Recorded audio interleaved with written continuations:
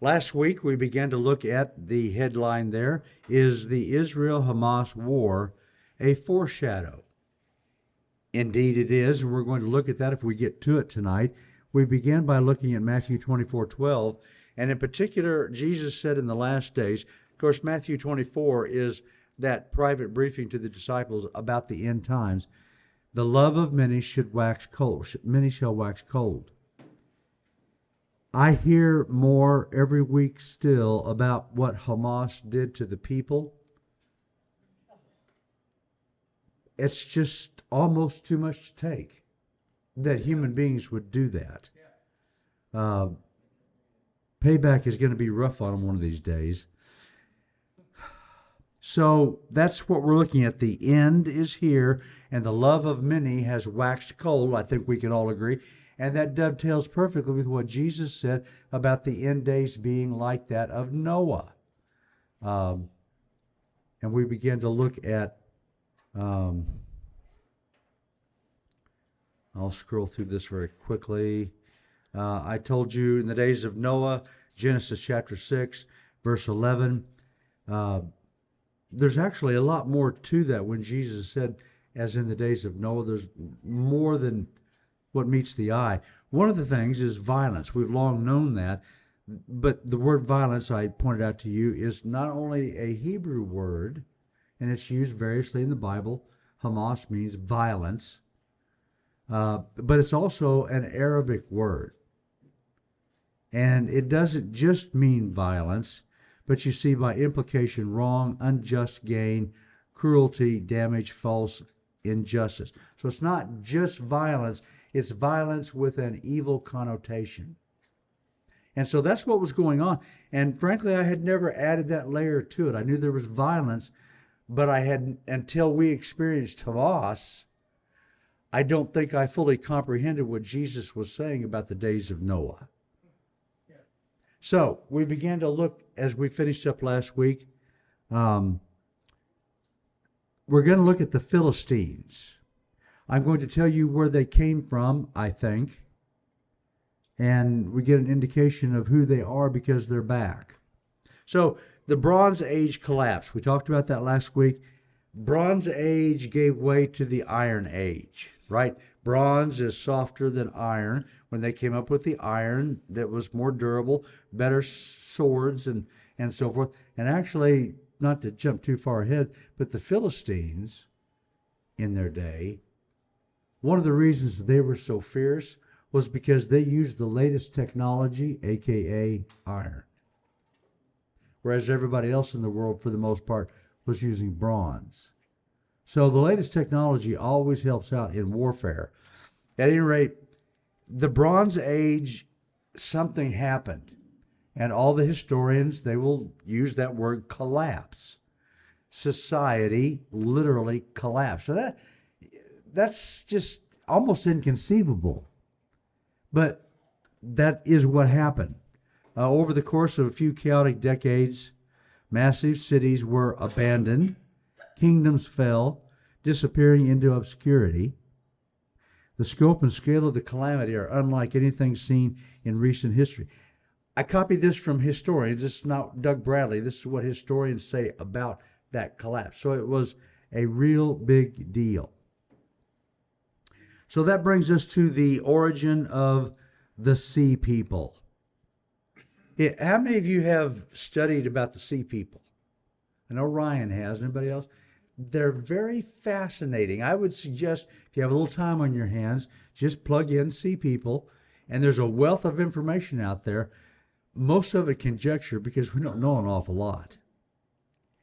These Sea People, an event or events in the 12th century, the 1100s, caused a collapse resulting in the Middle East to basically go dark. That's how historians describe it. It just went dark for a while. People just stopped having exchange of merchandise and kingdoms stopped speaking to each other. One of those factors, and some people say the Sea People caused it.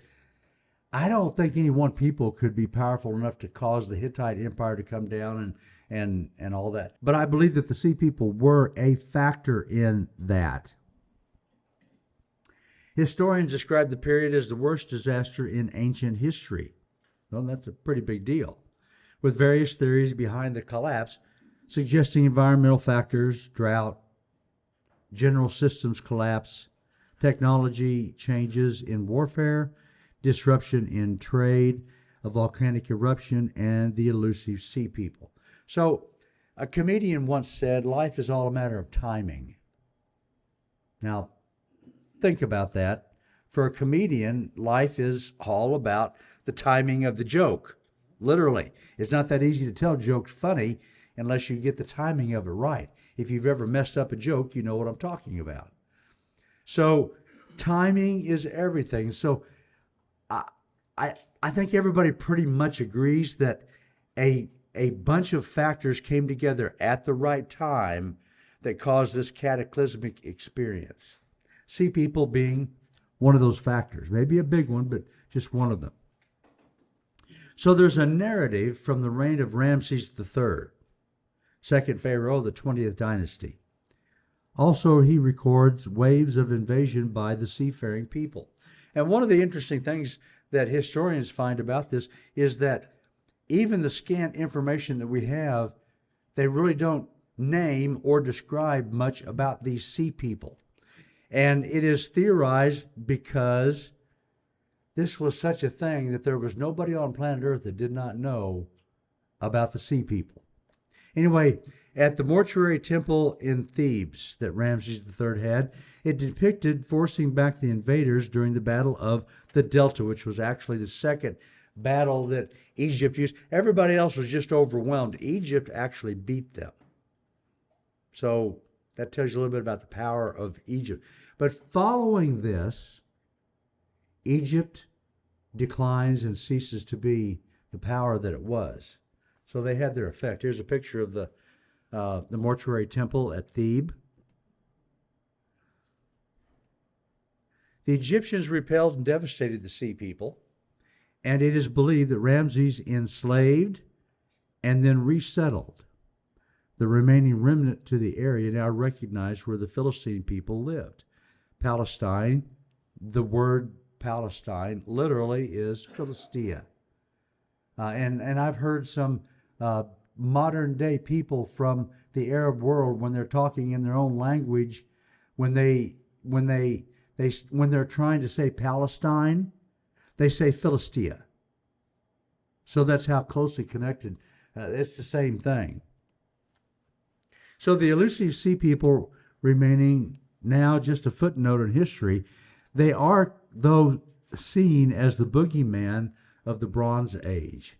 It's really amazing to watch the fascination of historians who delve into this. They love a mystery, and they don't like not knowing things.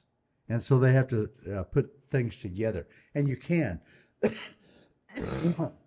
So here is on the wall at that mortuary, here's a picture of the relief that's on the wall. And you've got big old Pharaoh here on the right shooting arrows at these seafaring people. What I want you to notice about this, of course, Pharaoh's the big dog. He's the one who's not. So the winners of wars are the ones who write this stuff, right? So Pharaoh is the hero, even though he probably never shot an arrow in the battle. At any rate, look at the seafaring people guy that he shot, and look at his head. That plume on his head, that was distinctive to the sea people. Now that's going to show up here. Here's a map. The sea people weren't just one people, probably, because you see, they come from Macedonia up here, and they're sea people, but there was also migrations coming down, and they don't know. All they can do is surmise that these are marauders.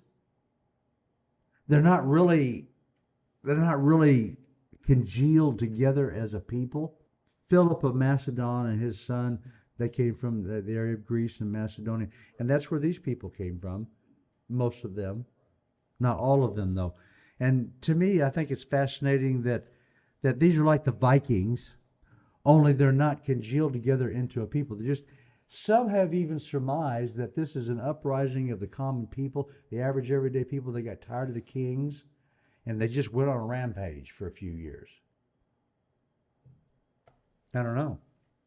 But here is a depiction of these sea people, right, with that plume of horsehair on top of their head. And so they came down and they marauded, and they came over here.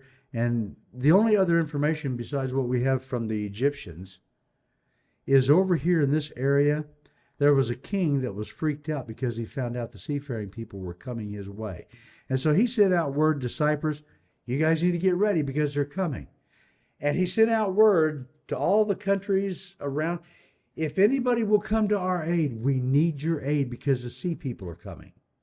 So that just gives you an idea of how fierce and scary they were, right? You know, powerful kings would amass their armies and they would fight. These kings were just freaked out by the sea people. Now, I'm going somewhere with this. You can think Hamas. Okay, that's where we're headed with this. Notice this guy down here in the corner. Little guy, got a sling, and he beats this Philistine who's wearing a headdress like the sea people. So let's talk about the Jews and should they be in the land and do they have a right to be there? Do they have any history with the land of Israel? The Jews and other neighboring people practice circumcision. I did not know that, but the other Canaanites and the other peoples often practice circumcision just like the Jews did. Not the Philistines. And we even have a reference in Judges 14:3. Samson has seen a Philistine girl. And he goes home to his mom and dad. This is just the funniest thing. Goes home to mom and dad and said, I really think she's pretty. I want you to go get her and bring her to me so she can be my wife. Now, what wimpy kid, I guess you can't call Samson a wimp, can you? That's what he says to his parents, and in the end, that's what happened. Samson's father says, in response to Samson, isn't there anybody from among our people you could pick? You've got to go down and get somebody from the uncircumcised Philistines. Okay, so if the other nations round about practiced circumcision, the Philistines didn't, that's an indicator that they came from someplace else. They brought that with them, that non-practice, if you will. So the sea people became the Philistines, I believe, and there's lots of historians who do, even based on a lot of scant information. But they were, in that day, so ferocious. I've already told you, but in Israel they were ferocious as well. A factoid that supports this, and I did not know this either. The tribe of Dan, when they came into the land, everybody was allotted a certain area, right? Every tribe got a certain area. Well, Dan was given an area down, basically the Philistines, but they never settled the land. The tribe of Dan never settled their land. Here's a picture of the area that was supposed to be the area of Dan. I'm told that's pronounced Dawn. We always say Dan because Dan's a word that we use in our English. Anyway, Dan, Dawn, whoever it was. This is the area down here, and this is the area of Philistia. So you can see this is where they were supposed to be, but they never did settle the land fully. They wound up being forced out, and they came up here to the north of Israel, and they got this land. That's where Dan settled. Now, I bring this up just to simply say that's how bad the Philistines were, how scary, how ferocious the Philistines were in that day. They were not a normal force. Does that sound anything like Hamas to you? That's in my thinking, that's the connection that I'm making. So the threat and ferocity of the Philistines was the cause of Israel to seek a king. That's what caused them to say, we have to have a king. These people are that bad. We've got to have somebody organize us and protect us from them. The area of the Philistines, which is the Gaza Strip, was a threat to Israel at the beginning, when Israel settled the land, and they are today. That's the Gaza Strip, the same area, at least geographically. I'm not saying those people are genetically the same people. I can't say that. But there's something very odd to me that geographically this thing has these characteristics. It's that got that composition. So the Jews and their DNA, do they belong there or not? So they left the land for 1,800 years. 70 AD, Rome sacked Israel. They were forced out. They were scattered among the nations, the way the prophet said it. God said, I'm going to scatter them among the nations. And that's exactly what he did. Upon returning after 1,800 years, so 1948 is when they became a nation, but they were actually coming back before that, World War II, World War I. Their DNA of the people who came back is mostly intact. Okay, now think about what that means. So the land of Israel that will become Israel, the genetic composition of the Jews that were there in that land are the same as those who left and their descendants then came back. I'm not explaining it very well. Half of the returning Jews' DNA is the same as those who never left. So the people that were still there and never left, when you compare their DNA, and we can do that because in Jesus' time, people were buried. So we have their DNA. So the Jews who came back, their DNA is nearly the same as those in Jesus' day. So you begin to get the connection. They've been in this land a very long time. This is the area controlled by the Palestinians. This is the Gaza Strip. They have more than that, but here down the Gaza Strip, they have this land here, and they have this water area here, and they've got gas that's discovered out in the Mediterranean. They're able to get that, and you would think that they would have become prosperous as a people. I mean, who doesn't do that? Not these Arabs. So this is their area. I want you to look at this area that we call the Gaza Strip. Now, I'm going to give you an overlay in a moment of the tunnels that were there. I want you to notice a little tidbit, though. So the total length of the fence, Israel's barrier, is 40 kilometers long. Egypt's barrier, down along here, is 22 kilometers long. Now, the point here is Egypt built a barrier. They don't want the Palestinians anywhere in Egypt.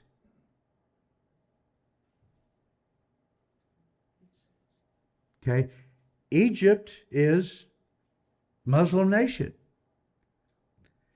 But neither Egypt nor Jordan will have, from the beginning, from 1948 on, have never allowed. They don't want. I may have to edit this out later. Let me say it this way. The Palestinians are the armpit of the Muslim world. Nobody likes them. They're trash. Now, you make of that what you will. I'm not making any moral judgment. I'm just saying that is what they are. They're trash.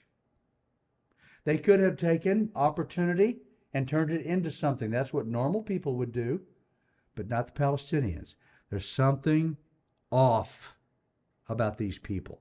Hamas was just asking the news in the last couple of days if when this is over, if they're going to work to make the Palestinians, better. And their answer was, we don't care anything about the Palestinians. We want, and this is what he said. He said, we did what we did to turn this into a never-ending war to kill every Jew. Yeah, that's it. They don't care about the Palestinians. The darkened areas here in the strip are where Israel has been bombing. Now, note, so you've got quite a bit going on up here in the north, a little bit here in the middle, and then some down here in the south. Now, I want you to look at the overlay of the tunnels, what's called the Gaza Metro. Israel is not indiscriminately bombing. They are strategically going after where Hamas is, what Hamas runs like rats into the ground. Whenever you chase after them, they run into the ground. They've got these tunnels. And that's what Israel has been bombing. So anything you hear in the news about Israel, they're just bombing everything. They're just destroying everything. No, they're being very strategic about what they do. So here's a picture of something that been going on for decades. Here's a picture of people that are supposedly dead. Now look at the left and right picture. Look at the girl at the top in the left and right picture. In one picture she's dead, and in one picture she's alive. Now, I don't know how you describe the little kid, how you got the little kid to stay still. Maybe the kid's dead. I don't know. They're staging this, though, for consumption for the world. Yeah. And I've seen a lot of pictures like this. In fact, I think I showed you last week a guy who's actually an actor. And that's what he does. He goes around and they stage these things. Are we seeing the precursor to something? We have for the last 3 years. But is it really shaping up? So here's a picture of the nations that are going to come against Israel in the Ezekiel 38 war. Everybody's looking for the Ezekiel 38 war. I don't think so. Okay, so we don't have yet Iran involved. We don't have Russia, Gog, and Magog up north involved yet. This is the outer ring. We've talked about this before. This is the Ezekiel 38 people. We still kind of know who all these people are that you read about in Ezekiel 38. And they form an outer ring. Now that's significant because, well, when we see these people coming together, then we know that we're facing the Ezekiel 38 war. The chief reason I don't believe that we're imminently looking at the Ezekiel 38 war is in verse 11 of Ezekiel 38. And thou shalt say, I will go up to the land of unwalled villages. Does that describe Israel? Are their defenses down? Are they, it goes on, I will go to them that are at rest, that dwell safely, all of them dwelling without walls and having neither bars nor gates. This is a people who are not worried about anybody coming. Does that describe Israel? Huh? Sounds like the United States. Well, no, we've got walls, a military. We don't have a wall where we need it, but we have our walls up. No, the shields are up for us, but these people in Ezekiel 38 are dwelling in peace. They're not worried about anybody coming against them. They're going to be what's the word I'm looking for? Blindsided. They're not looking for anybody to come. That's the reason why I don't believe Ezekiel 38 is in mind. But I do believe that what we found in Psalm 83 is an inner circle of people right around Israel that are liable to be drawn into this.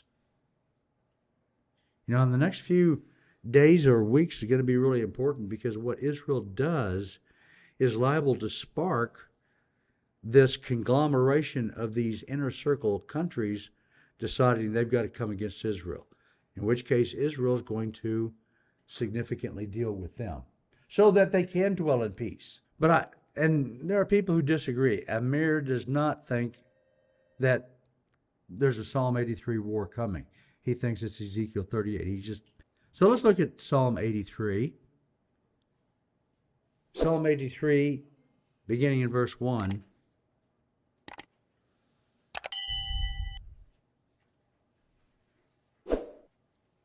Psalm 83:1 tells us, Keep not thou silence, O God. Hold not thy peace, and be not still, O God. For lo, thine enemies make a tumult, and they that hate thee have lifted up the head. They have taken crafty counsel against thy people, and consulted against thy hidden ones. They have said, come and let us cut them off from being a nation. Does that not describe Hamas? That the name of Israel may be no more in remembrance. For they have consulted together with one consent. They are confederate against thee. The tabernacles of Edom and the Ishmaelites and Moab and the Hagarenes and Gebal and Ammon and Amalek and Philistines with the inhabitants of Tyre, Assur, also are joined with them. They have holpen the children of Lot, Selah. And so it goes on and describes more of those who will be in the confederacy. And I believe that it is this inner circle, as it's been called, are getting ready to do something for which Israel is going to respond against them. I believe Israel, I'll just tell you what I think, the most conceivable thing. One of the prophecies is that Damascus is destroyed to be no more. Now, Damascus is a major city, a major city.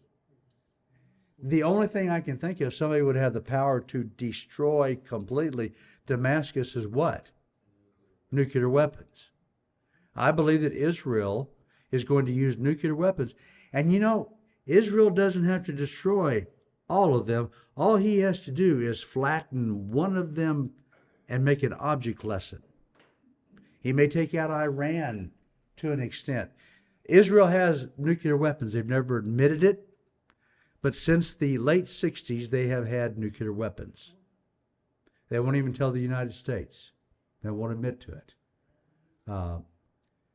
But I believe that's what they're going to do. I believe they're going to be pushed even worse, more now, until they respond with a nuclear response. And that's going to put the fear into people, and they're going to be able to dwell in peace and safety for a while. Okay, I could be wrong about that. This is all conjecture. What is not a conjecture is that one of these wars is shaping up to come against Israel. And we're watching it right in our lifetime. Okay, we'll have to stop there.